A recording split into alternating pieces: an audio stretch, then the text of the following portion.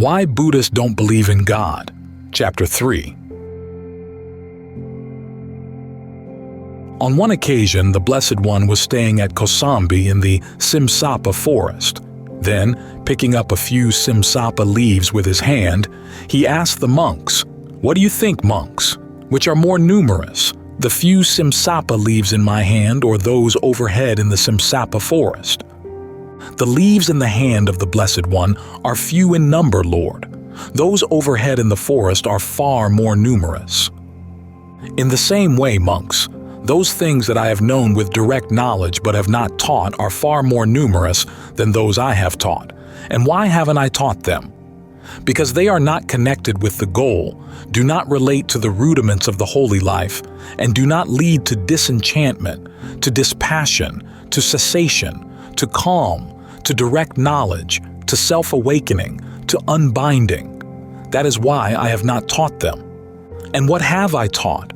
This is stress. This is the origination of stress. This is the cessation of stress. This is the path of practice leading to the cessation of stress. This is what I have taught. And why have I taught these things? Because they are connected with the goal, relate to the rudiments of the holy life, and lead to disenchantment, to dispassion, to cessation, to calm, to direct knowledge, to self-awakening, to unbinding. This is why I have taught them. Samyutta Nikaya 56:31. On the night of his awakening, the Buddha had found that the most beneficial truths to teach as means to liberation were those focusing on stress and the way to its cessation. In fact, he often declared that these two issues formed the framework for his entire teaching. Both formerly and now, it is only stress that I describe and the cessation of stress. Samyutta Nikaya 22:86.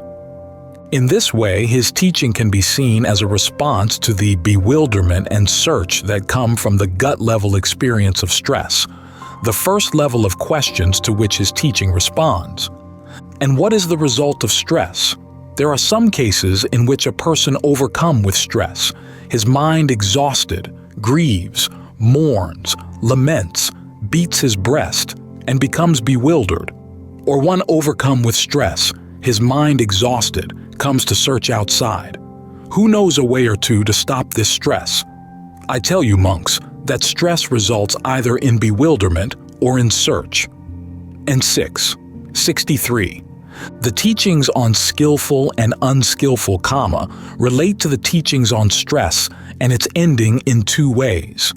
The first is that they provide a preliminary framework for understanding how actions lead either to pleasure or pain.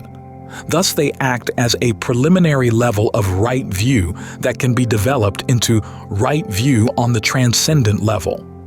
And which is the right view that has fermentations, sides with merit, and results in acquisitions?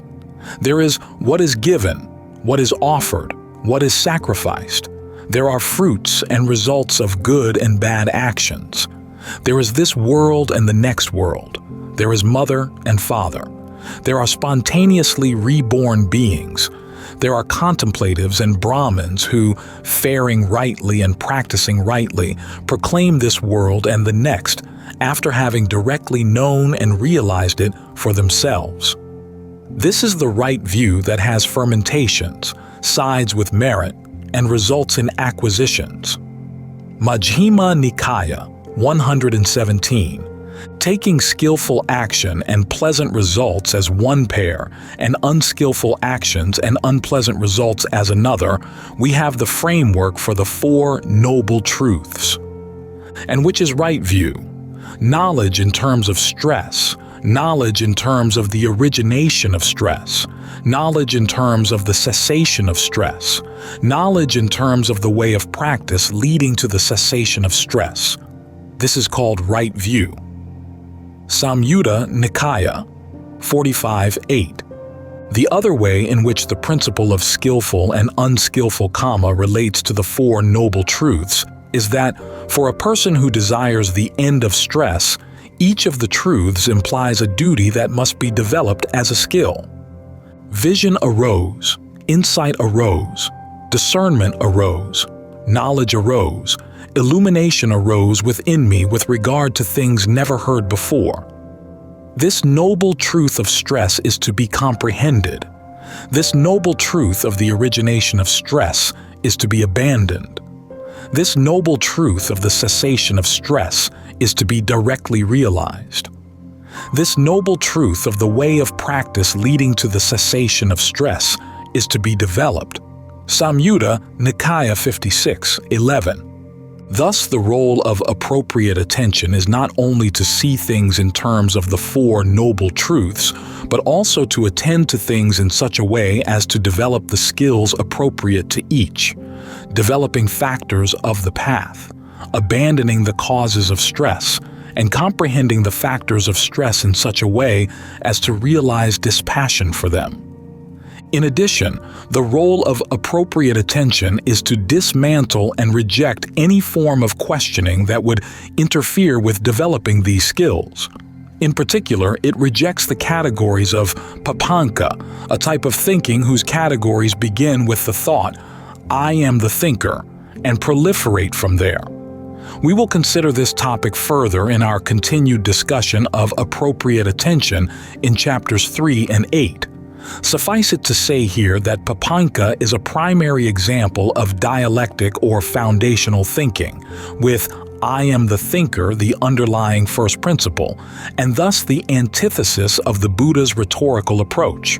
So, in providing a framework for understanding stress in a way that encourages one to develop the skills actually leading to its cessation, appropriate attention provides the Buddha's standards for determining whether a teaching is true and beneficial.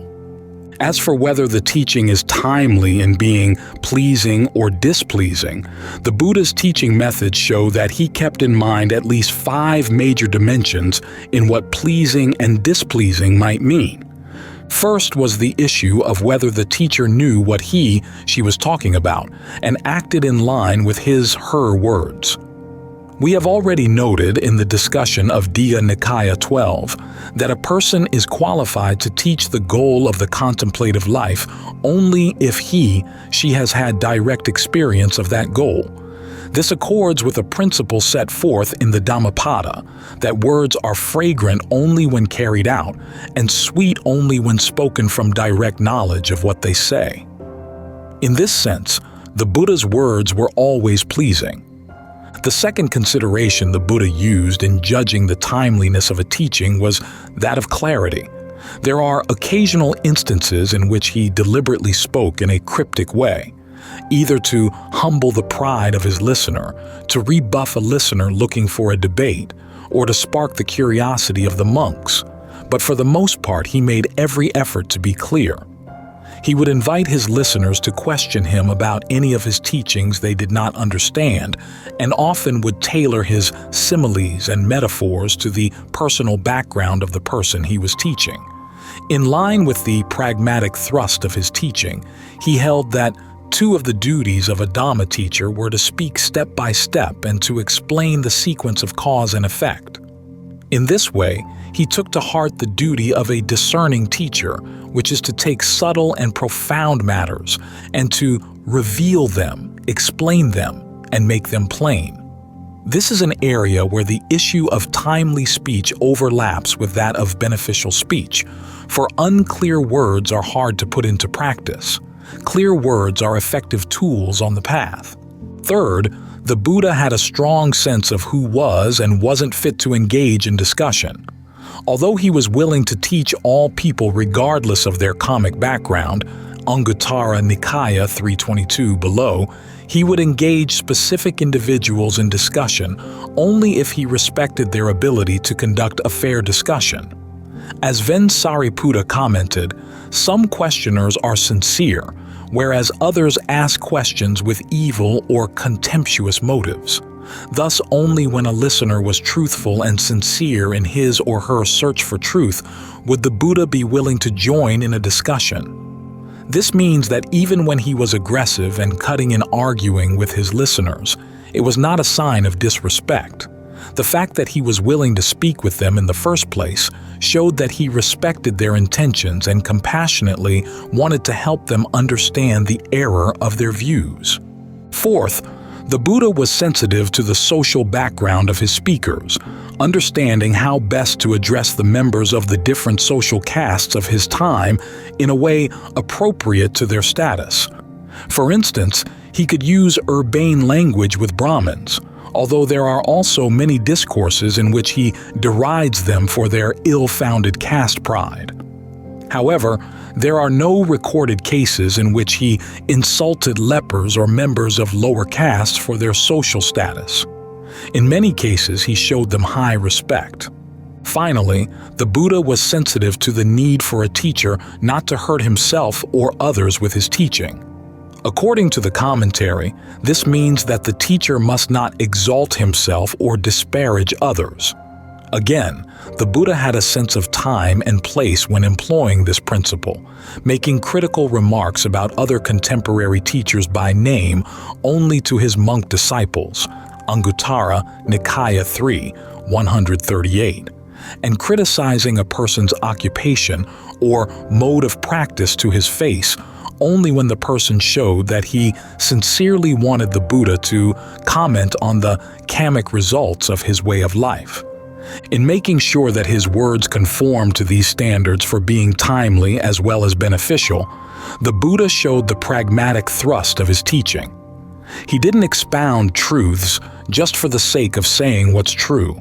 He wanted his words to work so that the Kamma of teaching would bear fruit. To put it another way, he wanted that Kamma to be skillful.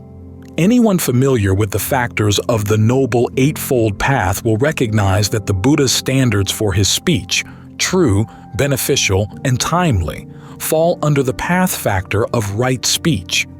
Even though the Buddha had followed the path to its end, he still applied its standards to the problem of how to speak to others so that they would follow the path to awakening. This is an important point. As we will see in later chapters, the Buddha would recommend some ways of thinking as skillful at certain stages of the path and not at others. But the path factors of right speech, right action, and right livelihood he saw as standards of behavior that applied all along the path, and even after the path had issued in awakening.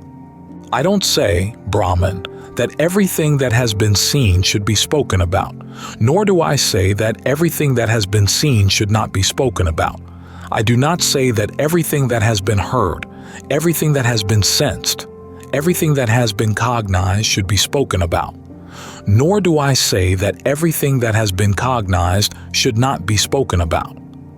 When, for one who speaks of what has been seen, unskillful qualities increase and skillful qualities decrease, then that sort of thing should not be spoken about.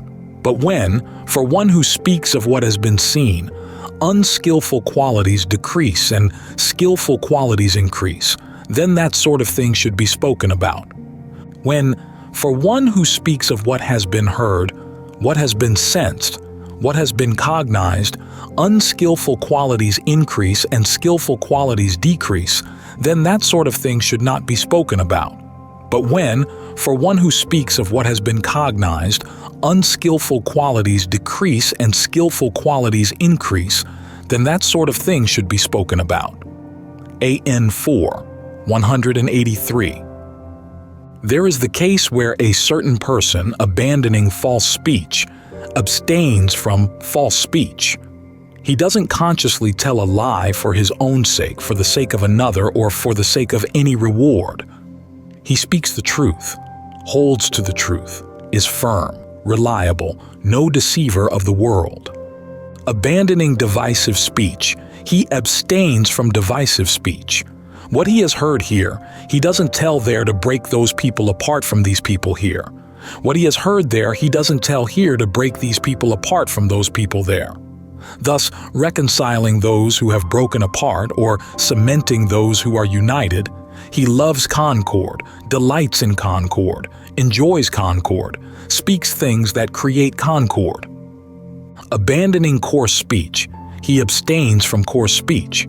He speaks words that are soothing to the ear, that are affectionate, that go to the heart, that are polite, appealing, and pleasing to people at large. Abandoning idle chatter, he abstains from idle chatter. He speaks in season, speaks what is factual, what is in accordance with the goal, the Dhamma, and the Vinaya. He speaks words worth treasuring, seasonable, reasonable, circumscribed, connected with the goal. AN 10, 165. Thus, in ensuring that his speech is beneficial, clear, circumscribed, and timely, the Buddha is following the principle of abstaining from idle chatter. In knowing when it is appropriate and inappropriate to criticize contemporary teachers, he is abstaining from divisive speech. In knowing how to frame the answers to his questions, he is following the principle of speaking truths that do not foster the unskillful mental quality of delusion. Underlying all of these considerations is a personal quality that SN 16, 3 calls compassion, karunya, sympathy, anukampa, and AN 5, 159, kindliness, anudaya. The Buddha, as a teacher, saw himself as a doctor, treating the fevers and illnesses of the world. I have heard that on one occasion, the Blessed One was staying at Uruvela on the bank of the Neranjara River at the root of the Bodhi tree, the tree of awakening, newly awakened. And on that occasion he sat at the root of the Bodhi tree for 7 days in one session, sensitive to the bliss of release. At the end of 7 days, after emerging from that concentration, he surveyed the world with the eye of an awakened one. As he did so, he saw living beings burning with the many fevers and aflame with the many fires born of passion, aversion, and delusion. Udana 3:10. There are these 3 types of sick people to be found existing in the world. Which 3? There is the case of the sick person who, regardless of whether he does or doesn't receive amenable food, regardless of whether he does or doesn't receive amenable medicine, regardless of whether he does or doesn't receive proper nursing, will not recover from that illness. There is the case of the sick person who, regardless of whether he does or doesn't receive amenable food, regardless of whether he does or doesn't receive amenable medicine, regardless of whether he does or doesn't receive proper nursing, will recover from that illness. There is the case of the sick person who will recover from that illness if he receives amenable food, amenable medicine, and proper nursing, but not if he doesn't. Now, it is because of the sick person who will recover from that illness if he receives amenable food, amenable medicine, and proper nursing, but not if he doesn't, that food for the sick has been allowed, medicine for the sick has been allowed, nursing for the sick has been allowed. And it is because there is this sort of sick person that the other sorts of sick persons are to be nursed as well, on the chance that they may actually turn out to need and benefit from such nursing. These are the 3 types of sick people to be found existing in the world. In the same way, these 3 types of people, like the 3 types of sick people, are to be found existing in the world. Which 3? There is the case of the person who, regardless of whether he does or doesn't get to see the Tathagata, regardless of whether he does or doesn't get to hear the Dhamma and Vinaya proclaimed by the Tathagata, will not alight on the lawfulness, the rightness of skillful qualities. There is the case of the person who, regardless of whether he does or doesn't get to see the Tathagata, regardless of whether he does or doesn't get to hear the Dhamma and Vinaya proclaimed by the Tathagata, will alight on the lawfulness, the rightness of skillful qualities. There is the case of the person who will alight on the lawfulness, the rightness of skillful qualities if he gets to see the Tathagata and gets to hear the Dhamma and Vinaya proclaimed by the Tathagata, but not if he doesn't.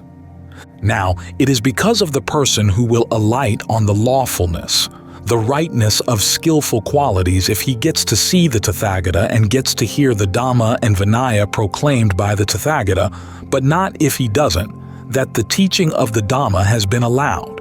And it is because there is this sort of person that the other sorts of persons are to be taught the Dhamma as well, in case they may actually turn out to need and benefit from the teaching or will benefit from it at a later time. These are the three types of people, like the three types of sick people, to be found existing in the world. AN 322. Thus, a teacher, like a doctor, should always hold the well-being of his suffering listeners in mind, aiming his remarks at their immediate or eventual liberation. However, for this compassion to be pure, one should not teach for the sake of material gain. And even though one should aim at gaining the respect of the listener, one should hope that the respect is aimed not at oneself but at the Dhamma, so that the listener will understand it and feel inspired to practice it. Any monk who teaches the Dhamma to others with this sort of thought in mind, "Oh, may they listen to the Dhamma from me," and having listened, may they gain confidence in the Dhamma. Confident, may they show an expression of confidence in me. The Dhamma teaching of this sort of monk is impure. But any monk who teaches the Dhamma to others with this sort of thought in mind, the Dhamma is well expounded by the Blessed One, to be seen here and now, timeless, inviting verification, pertinent, to be realized by the observant for themselves. Oh, may they listen to the Dhamma from me, and having listened, may they understand it. Understanding it, may they practice for the sake of what's authentic. He teaches the Dhamma to others inspired by the true rightness of the Dhamma, inspired by compassion, inspired by kindliness, inspired by sympathy. The Dhamma teaching of this sort of monk is pure. Essence 16, 3. Compassion should also be balanced with mindful alertness, so that one isn't emotionally dependent on whether one's listeners show an interest in one's instructions. There are three establishings of mindfulness that a noble one cultivates, cultivating which he is a teacher fit to instruct a group. Thus it was said, and in reference to what was it said? There is the case where the teacher, out of sympathy, seeking their benefit, teaches the Dhamma to his disciples. This is for your benefit. This is for your happiness. His disciples do not listen or lend ear or apply their minds to gnosis. Turning aside, they stray from the teacher's message. In this case, the Tathagata is not satisfied, nor is he sensitive to satisfaction, yet he remains untroubled, mindful, and alert. This is the first establishing of mindfulness. Furthermore, there is the case where the teacher, out of sympathy, seeking their benefit, teaches the Dhamma to his disciples. This is for your benefit. This is for your happiness. Some of his disciples do not listen or lend ear or apply their minds to gnosis. Turning aside, they stray from the teacher's message. But some of his disciples listen, lend ear, and apply their minds to gnosis. They do not turn aside or stray from the teacher's message. In this case, the Tathagata is not satisfied, nor is he sensitive to satisfaction. At the same time, he is not dissatisfied, nor is he sensitive to dissatisfaction. Free from both satisfaction and dissatisfaction, he remains equanimous, mindful, and alert. This is the second establishing of mindfulness. Furthermore, there is the case where the teacher, out of sympathy, seeking their benefit, teaches the Dhamma to his disciples. This is for your benefit. This is for your happiness. His disciples listen, lend ear, and apply their minds to gnosis. They do not turn aside or stray from the teacher's message. In this case, the Tathagata is satisfied and is sensitive to satisfaction, yet he remains untroubled, mindful, and alert. This is the third establishing of mindfulness. There are three establishings of mindfulness that a noble one cultivates, cultivating which he is a teacher fit to instruct a group. Thus it was said, and in reference to this was it said. Majjhima Nikaya 137. These then appear to be the considerations that shape the rhetoric of the Buddha's teaching. He began with the realization that the end of suffering and stress can be attained through human effort and with his compassionate desire to help others reach that attainment. Thus, his teaching is strategic and teleological, that is, all his words are aimed at this goal. This means that his words have to be not only true, but also beneficial for the listener in not creating distractions or obstacles to that end. The Buddha's strategies to attain that end are further shaped by the principle of karma, or action. There are people whose karmic background, past or present, is such that they will respond to the Dhamma teaching the path to the end of suffering and stress. Within the context of this background, the act of teaching and learning is a collaborative effort. On the one hand, the act of teaching is a type of karma, which means that the teacher has to maintain a pure intention while teaching, to ensure that he is teaching from kind and compassionate motives. He must also keep in mind the performative nature of his words, what they do to the listener or incite the listener to do, and that they must follow the principles of right speech. On the other hand, the act of learning is also a type of karma, in that the listener must respond sincerely to the teacher's words in order to benefit from them. This means that the purity of the listener's intention plays an important role as well. The Buddha cannot take his listeners to awakening simply by acting on his own. Because the act of instruction is a collaborative effort, the listener's contribution is not fully under the teacher's control. For this reason, the teacher's words have to be not only true and beneficial, but also timely so as to persuade the listener to act in an appropriate way. Here, the primary consideration, as noted in the Buddha's second knowledge, is that the listener develop an attitude of respect. This in turn requires that the teacher be sensitive to the listener's background and motivation in listening. In cases where the Buddha sensed that the listener was not ready to develop the proper attitude, he gave only a cursory teaching or none at all. If, however, the listener was ready, the Buddha would adjust his teaching strategies, paying attention to the listener's state of mind and social status, sensing when to be clear and when cryptic, when to be pleasing and when not, so as to persuade the listener to take up the practice and reap its benefits in the most effective way. As we will see throughout this book, these considerations also underlay the Buddha's responses to questions posed by those he was trying to teach. If we keep these considerations in mind, we can more fully appreciate his 4 major response strategies for dealing with these questions. The details of how these considerations shaped his responses will become apparent in the following chapters, but here we can make the following general observations. 1. Questions deserving a categorical answer are those framed in terms of appropriate attention. 2. Questions deserving an analytical answer are those touching on topics of legitimate concern for the pursuit of liberation, but are wrongly framed. The purpose of the analytical answer is to reframe the question, either by adding an extra variable or two, or by changing the variables entirely, so that it can be answered in a categorical way. 3. Cross-questioning is a strategy used in 9 types of situations, only 4 of which involve cross-questioning in response to a question. However, all 9 uses of this strategy are concerned with clarification, and 2 common threads among them are important to note. A person should take responsibility for his or her actions or statements, and truth is to be found and clarified by a mutual willingness to cross-question and be cross-questioned. Thus, we will list all 9 situations here. They are: A.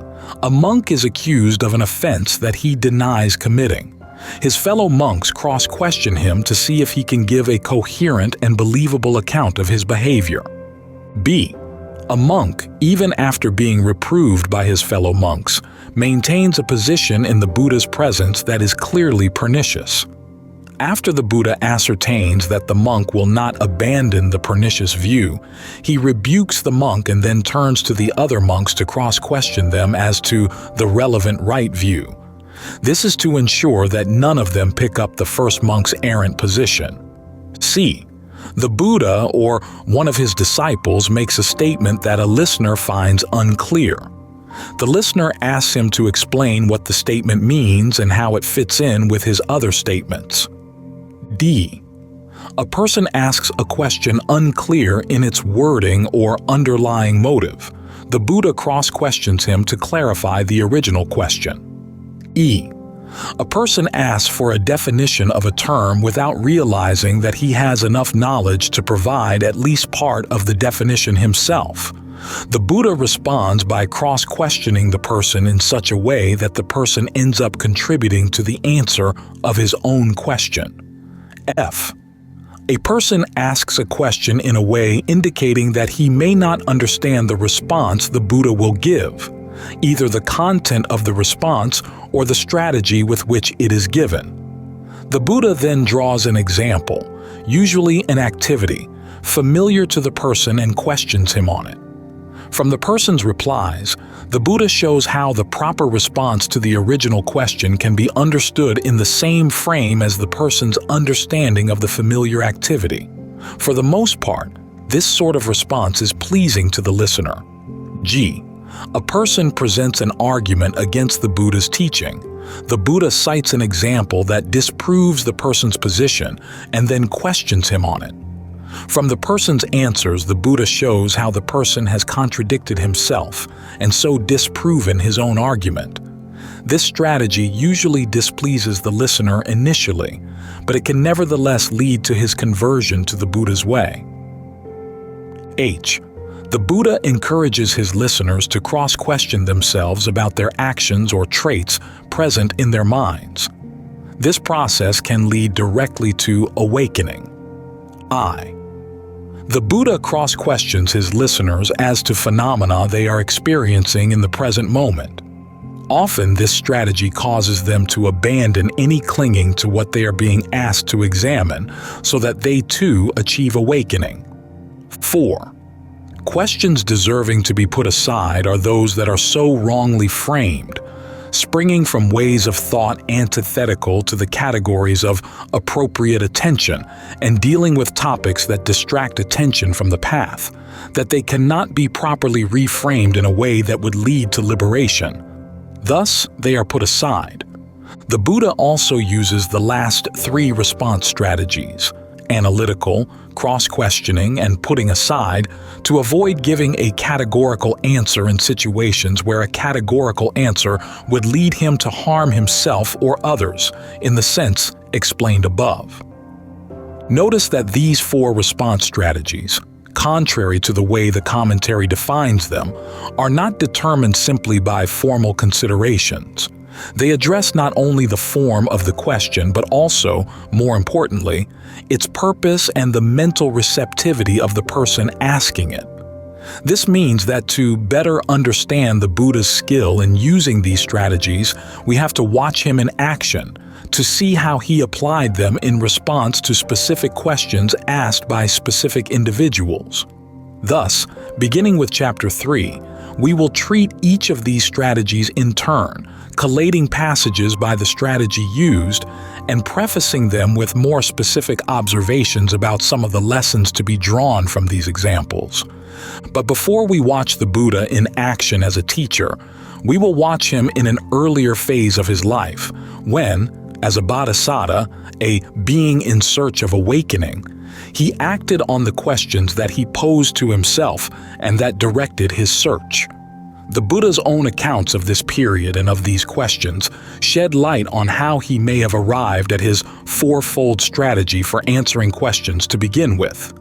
Apparently, he became skilled at answering others' questions by first learning how skillfully to answer his own.